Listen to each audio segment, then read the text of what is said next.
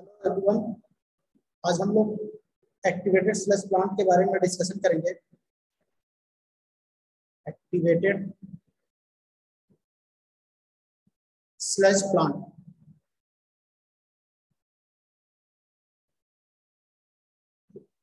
Activated sludge plant के design consideration में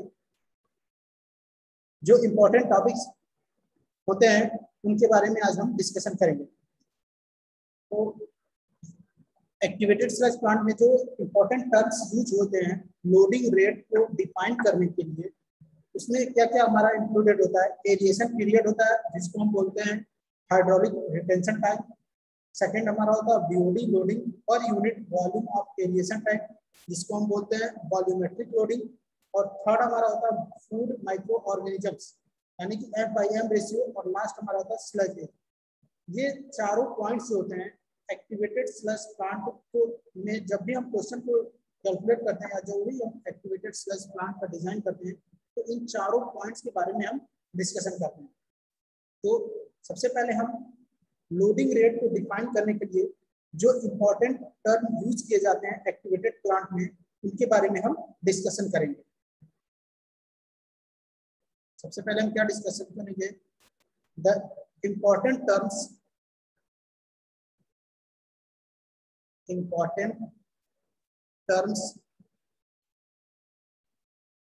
which define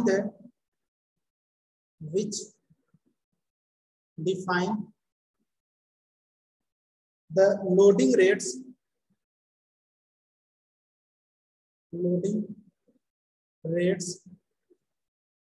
of an activated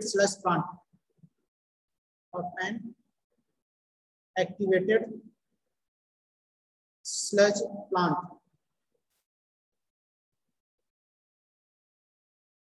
include। सबसे पहला कौन सा इंपॉर्टेंट टर्म्स है, एरिएशन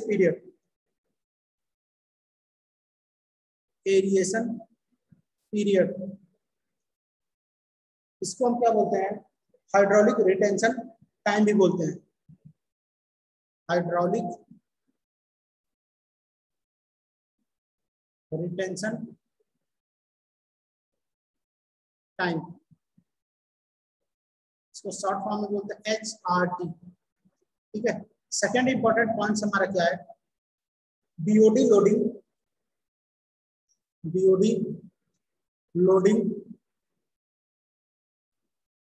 पर unit volume of aeration tank. पर यूनिट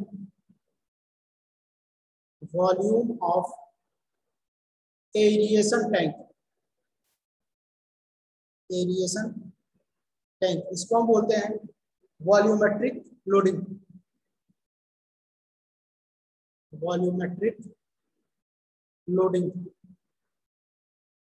थर्ड हमारा इंपॉर्टेंट टर्म्स क्या है, food to micro organism ratio. Food to micro organism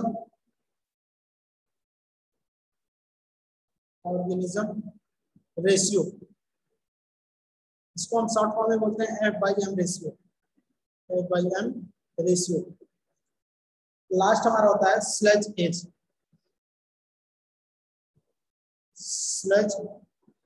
as. तो ये चार इंपॉर्टेंट टर्म्स हैं जिससे हम लोडिंग रेट को क्या करते हैं, डिफाइन करते हैं एक्टिवेटेड स्लज प्लांट में। अब हम इसमें वन बाय वन हर एक टर्म्स के बारे में डिस्कशन कर रहे हैं कि कैसे हम कैलकुलेशन करेंगे एरिएशन पीरियड या बीओडी लोडिंग पर unit volume of aeration tank, F/M ratio और स्लज एज। तो इसके बारे में हम वन बाय वन डिस्कशन करते हैं। सबसे पहला हमारा क्या था इंपॉर्टेंट टर्म, एरिएशन पीरियड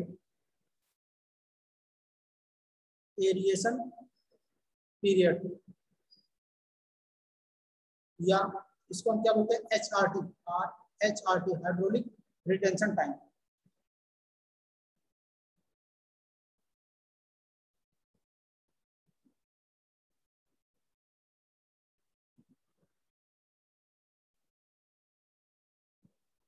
अब हाइड्रोलिक रिटेंशन पीरियड टी की वैल्यू कैलकुलेट करने के लिए हमारा फॉर्मूला क्या होता है, detention period equals to detention period T equals to होता है hydraulic retention time equals to होता है volume of the tank upon rate of sewage flow in the tank.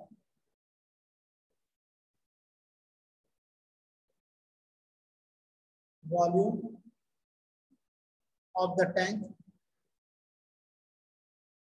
divided by rate of sewage flow, the rate of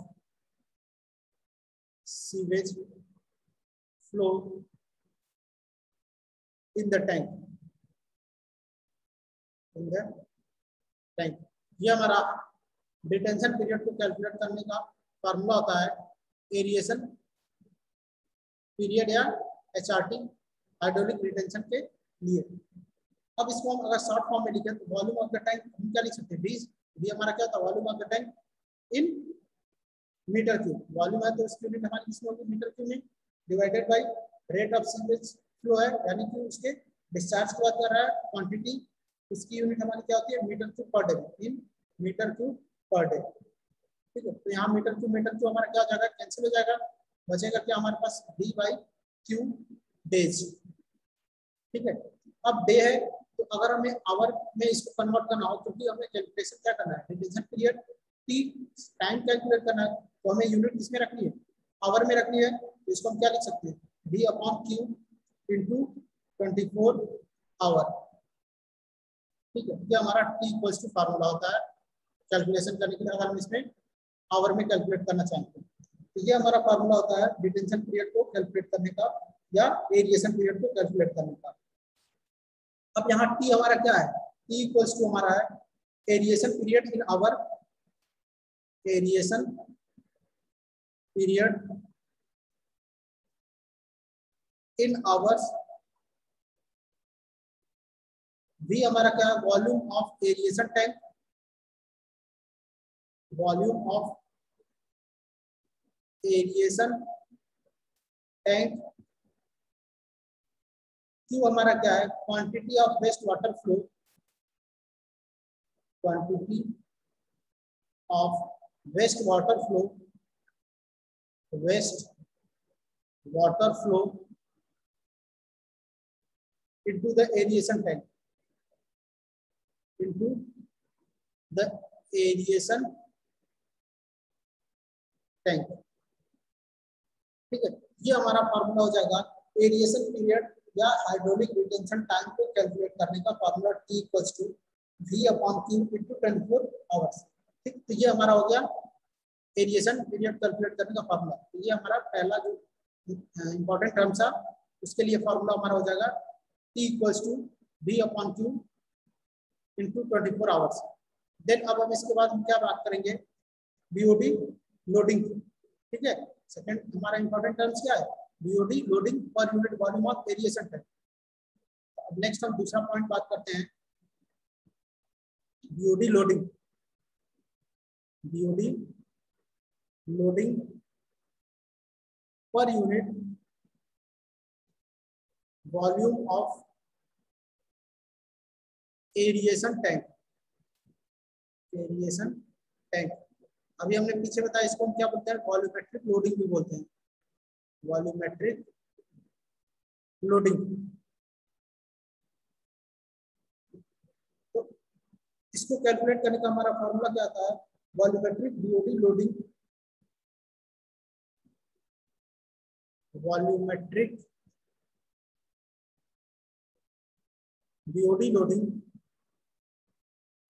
loading equals to हमारा होता है mass of BOD applied, mass of BOD applied per day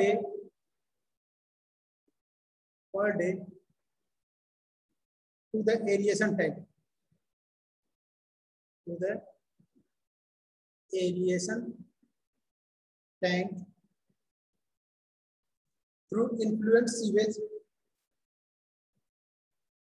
through इनफ्लुएंट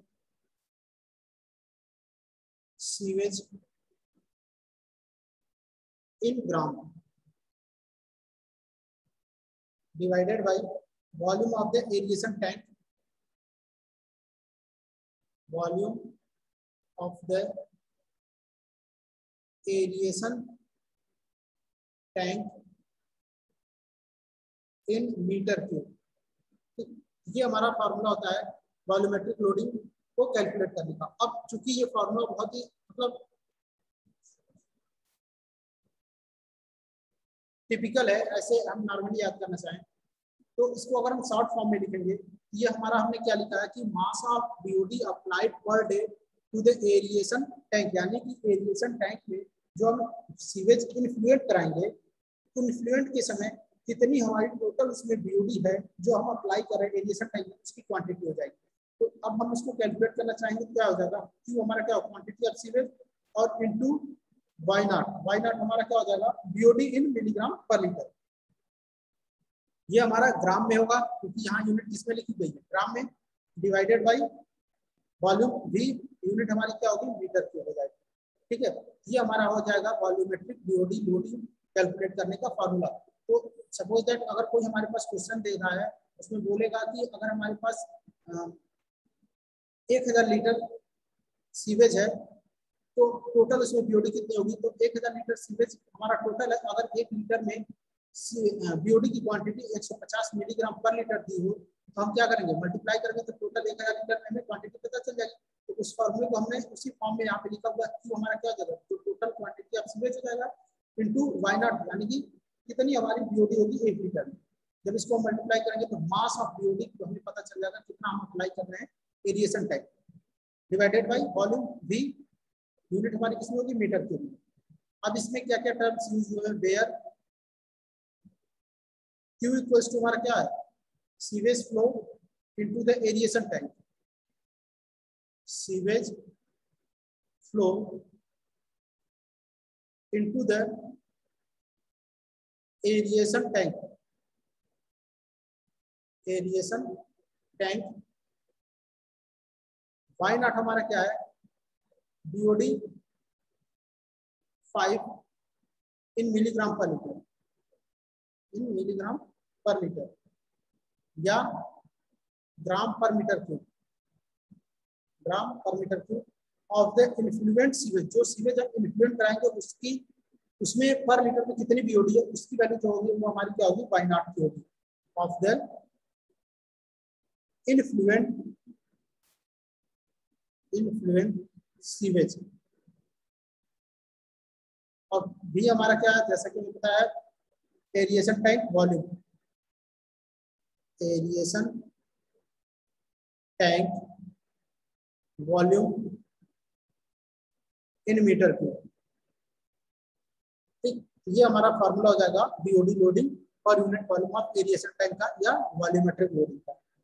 next अब हम third point हम बात करते हैं, जो हमारा तीसरा इंपॉर्टेंट पॉइंट है वो हमारा क्या है F/M ratio, food to micro organism ratio, food to micro organism ratio, micro organism ratio. इसको हम शॉर्ट फॉर्म में क्या बोलते हैं F/M रेशियो। तो जब क्वेश्चन अगर कोई देता है एरिएशन एक्टिवेटेड स्लज प्लांट का, तो उसमें अगर F/M रेशियो कैलकुलेट करने के लिए बोलेगा तो हम इसी फॉर्मूले से हम उसको सॉल्व करेंगे। तो चलिए देखते हैं F/M रेशियो का हमारा फॉर्मूला क्या होता है। तो F/M रेशियो इक्वल्स टू होता है F/M ratio equals to daily BOD load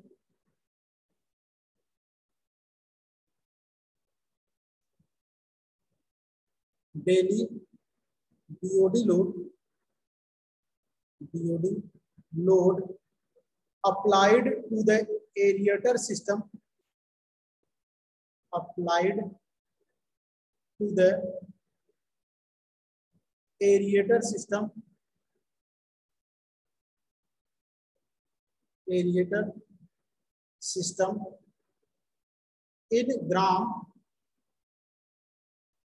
divided by total microbial mass, total microbial mass in the system, in the system in gram. ये हमारा फॉर्मूला था F/m रेशियो का। Daily BOD load applied in the aerator का मतलब कि जो हमारा activated sludge plant है उसमें हम पर डे डेली जो है कितनी बीओडी अप्लाई कर रहे हैं सिस्टम में, ठीक है, डिवाइडेड बाय उसमें कितने हमारे जो बैक्टीरिया है उनकी क्वांटिटी या उनका जो मास है वो हमारा कितना है उसकी क्वांटिटी हो जाएगी F/m ratio.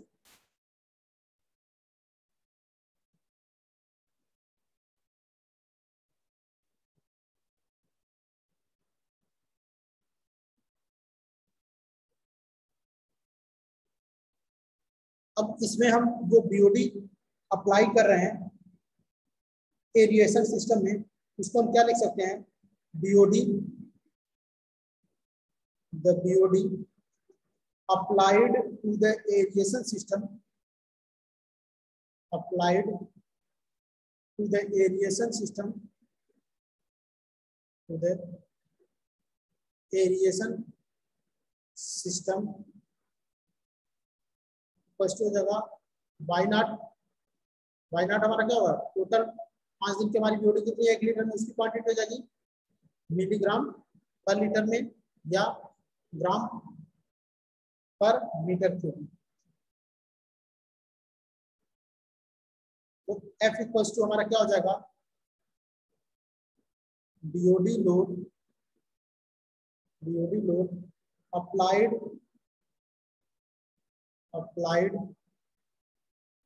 to the aeration system, to the aeration system equals to F equals to हो जाएगा, ये इसको हम F से इंडिकेट करेंगे, Q quantity of sewage into 1 litre में हमारी कितनी बीओडी है ग्राम पर डे में, ठीक है, ये हमारा होगा F इक्वल्स टू।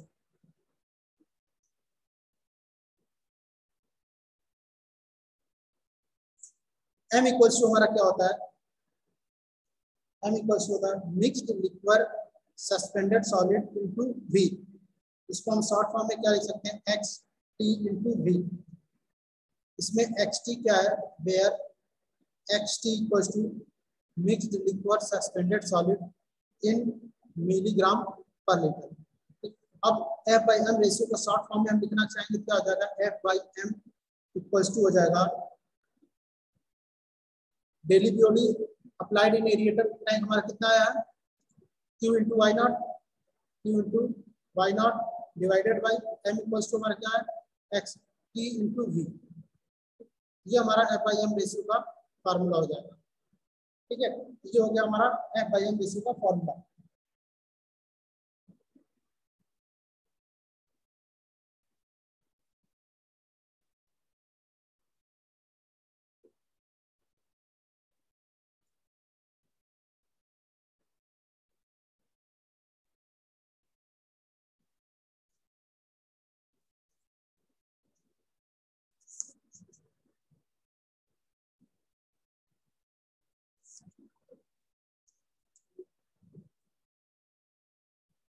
लास्ट हमारा 4th पॉइंट क्या है,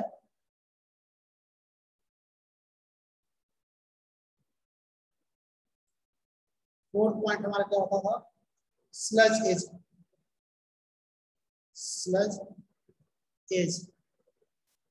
स्लज एज को हम थीटा C से इंडिकेट करते हैं, तो थीटा C इक्वल्स टू हमारा क्या होता है V into XT divided by QW into XR plus bracket में capital Q minus QW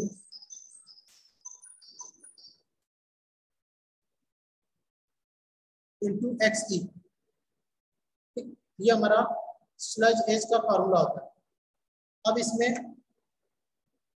XT हमारा क्या है, XT equals to where XT equals to concentration of solid in the effluent,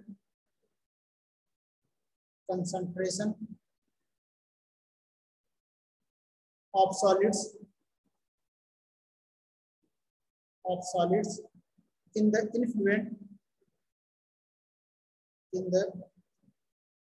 influence of aeration time of aeration time। इसी को हम क्या बोलते हैं, called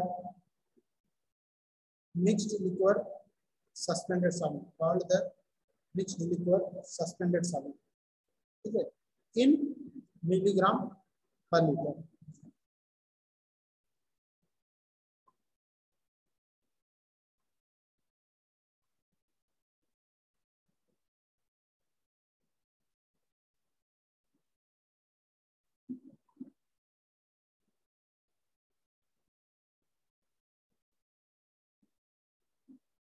V हमारा क्या है, V फर्स्ट होता है volume of a litre, volume of a litre. QW हमारा क्या होता है, volume of wasted slash per day, volume of wasted slash per day.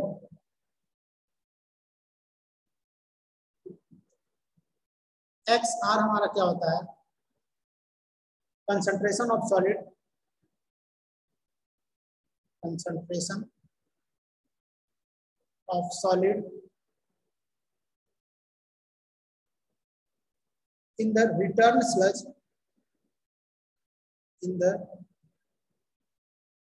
return sludge or in the wasted sludge, in the wasted sludge। इसकी भी unit हमारी किसमें होगी, इन milligram per litre में। कैपिटल Q हमारा क्या है, sewage inflow per day, sewage inflow per day. अब लास्ट हमारा टर्म बना XE, XE इक्वल्स टू क्या आता है, concentration of solid, concentration of solids in the effluent, in the effluent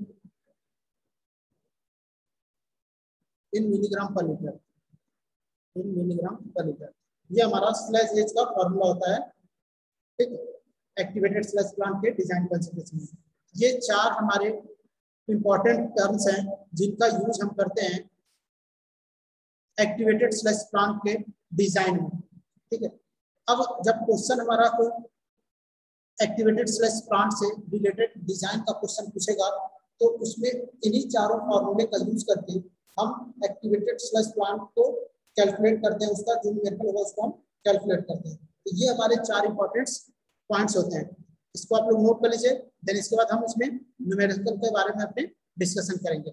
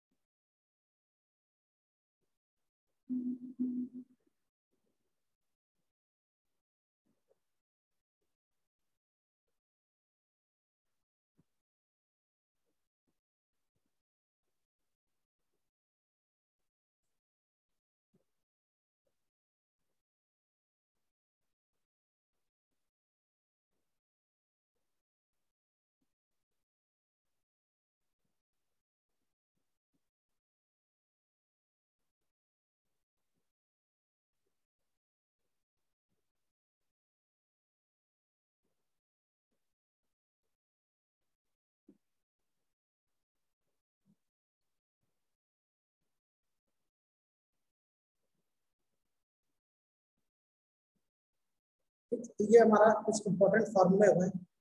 इसी में क्वेश्चन में कभी कभी efficiency of BOD removal calculate करने के लिए बोलता है। इफिशियंसी ऑफ बीओडी रिमूवल मतलब जो हमारा एक्टिवेटेड स्लैश प्लांट है उसमें कितनी हमारी बीओडी जो है रिमूव हो गई है, उसको कैलकुलेट करने के लिए पूछता है क्वेश्चन में। तो उसको कैलकुलेट करने का हमारा फॉर्मूला क्या होता है? Incoming BOD minus outgoing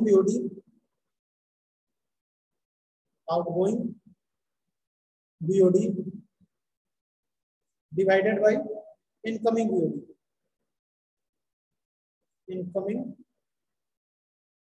BOD. ये हमारा फॉर्मूला होता है बीओडी रिमूवल एफिशिएंसी कैलकुलेट करने का। इसको जब हम कैलकुलेट करेंगे तो हमारा जो कैलकुलेशन होगा वो किसमें होगा? परसेंटेज में होगा। ये हमारा फॉर्मूला हो जाएगा बीओडी रिमूवल एफिशिएंसी को कैलकुलेट करने। मतलब कि अगर कोई हमारे पास एक्टिवेटेड स्लैश प्लांट है तो उसमें हमारा जब हम सीवेज को इन्फ्लुएंट करा रहे हैं, एक्टिवेटेड स्लैश प्लांट में सीवेज को हम भेज रहे हैं, तो उस टाइम हमारी कितनी बीओडी है, और उसके बाद जब उसका हम उसमें ट्रीटमेंट कर ले रहे हैं, तो ट्रीटमेंट करने के बाद जब हम उसको इफ्लुएंट करा रहे हैं यानी कि जो वेस्ट वाटर है उसको आउटफ्लो करा रहे हैं, तो उस टाइम हमारी कितनी बीओडी है, जब उसमें से उसको माइनस करेंगे तो कितना हमारा रिमूवल हुआ है ये वैल्यू हमें पता चल जाएगी। तो इस फॉर्मूले से हम efficiency of BOD removal calculate कर सकते हैं। तो ये हमारा कभी कभी क्वेश्चन में पूछ लेता है कि एक्टिवेटेड स्लैश प्लांट में तो हमारी जो बीओडी रिमूवल एफिशिएंसी है वो कितनी होगी। तो इस फॉर्मूले का यूज हम करेंगे रिमूवल एफिशिएंसी को कैलकुलेट करने का।